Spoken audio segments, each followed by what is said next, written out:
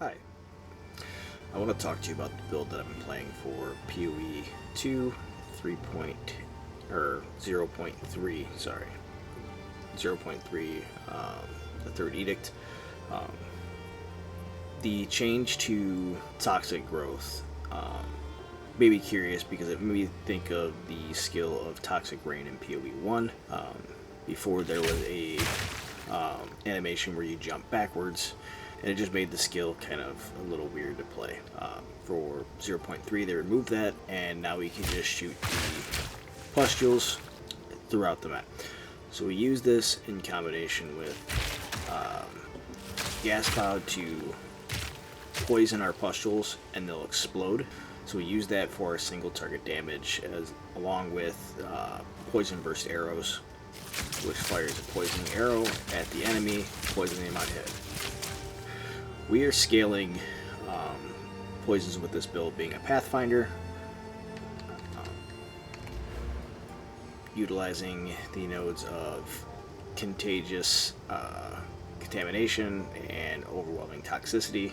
Contagious Contamination makes it so our most damaging poison on an enemy that we kill spreads to enemies within 1.5 meters, and then we use that with overwhelming Toxicity that gives us double the number of poisons on the target. So we also took, there's a node in a tree, stacking toxins that gives us +1 poison to an enemy. Combine that with our second Ascendancy point, we end up getting 4 poisons stacked on enemies, so we can deal damage a little bit faster. So on top of that, we're also scaling the hit damage, because as of right now, there's not a lot of dot damage per se. There is magnitude of poisons, which makes the poison stronger, but there's no dot damage. We have to get that on jewels like this that are increased damage with increased ailments deal damage faster to make our poisons deal damage faster. So right now we have a pretty decent duration on the poison. With 4 stacks it goes pretty fast, but I'm going to get a few more of these jewels that have the damaging ailments deal damage faster, so that way we can deal that damage a little bit faster to our enemies. But the rotation is kind of simple. Most of the time throughout the map, as you see, I did pre-record a map that I'm going to play after, so that way I could just play the map and not talk and try to explain things, because if I do that, I'm going to die a lot and then it just looks bad. But there is a map that we showcased after this that it's still kind of slow. We're only level 86. We're pretty much capped res. We got to get our lightning resistance capped, but we're doing pretty well. But the main thing is most of the time we're just using the poison burst arrow, and then when we get a pretty decent sized pack, we'll shoot a toxic growth down, and then we'll shoot the enemies.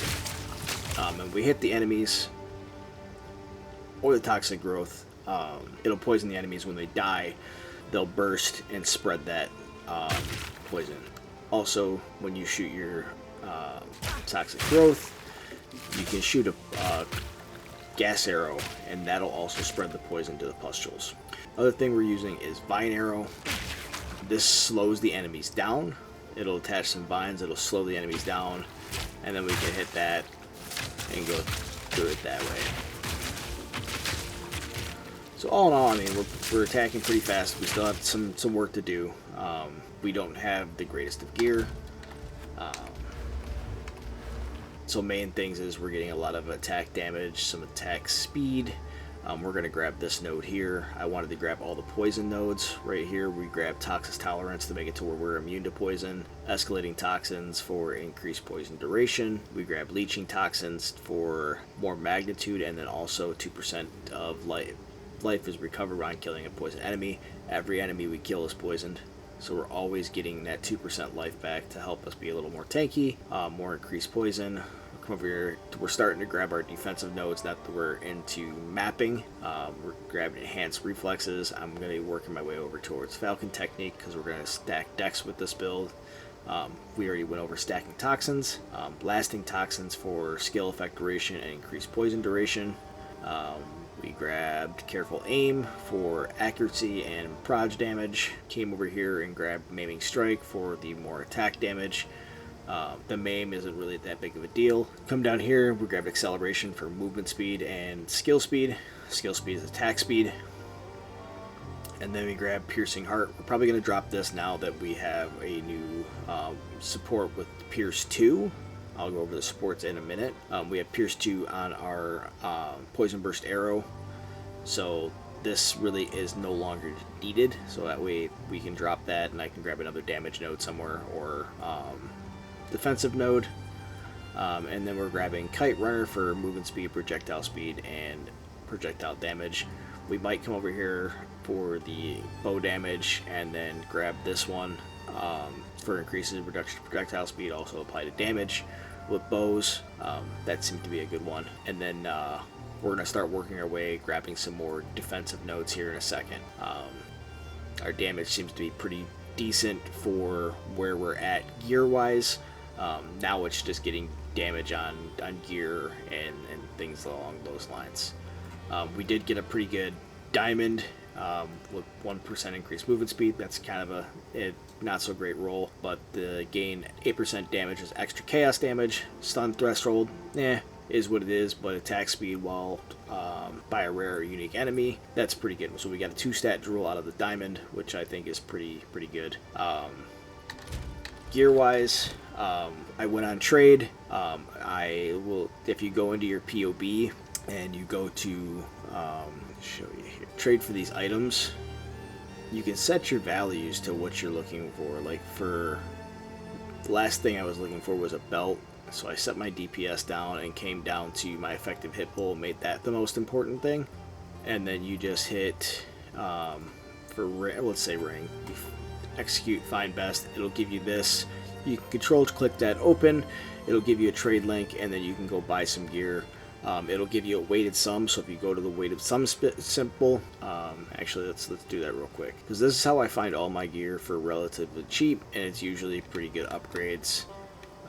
So what I do is once I get in here, I hit weighted sum, well, because I'm not doing any in-person trading, I refuse. I'm going to use the buyout system as much as possible. We'll hit search again, and then you go down to here where it says weighted sum, and it'll show you, give you all this. This is a 10 divine thing. What I like to do is I'll come down here and I'll search either exalted orbs, and I'll see how many I have.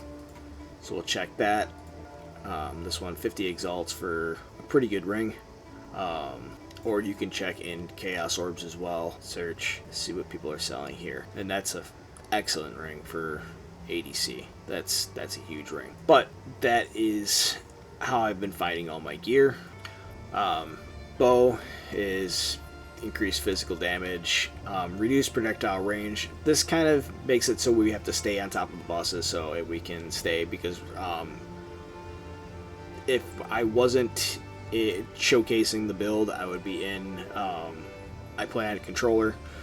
You'll see that in the showcase. Everything is controller based. So if not, I'd be playing on a controller, and the range is kind of off when using this bow. I think I picked this up for 5C while I was in Act 3.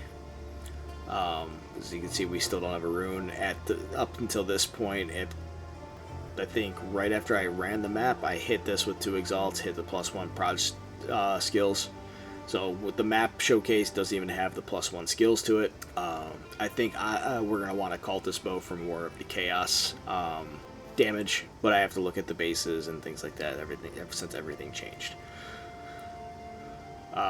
Helmet, life, fire res. We're going to eventually switch this just to an evasion base. But yeah, that's all that's with that, just so we can cap reses and get life.